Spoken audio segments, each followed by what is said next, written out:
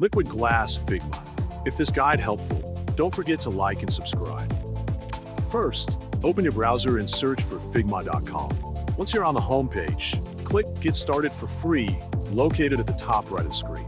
Enter your email address in the field provided. Then click the Continue with Email button to proceed.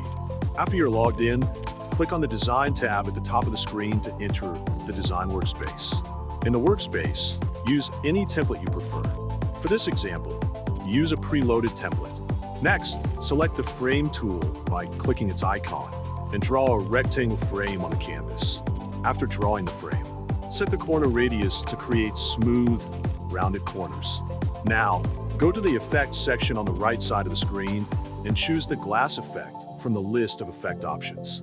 Once applied, click the glass icon to open the Effect Settings panel. Inside the settings, adjust the refraction value to 100. Then, set the depth value to 50.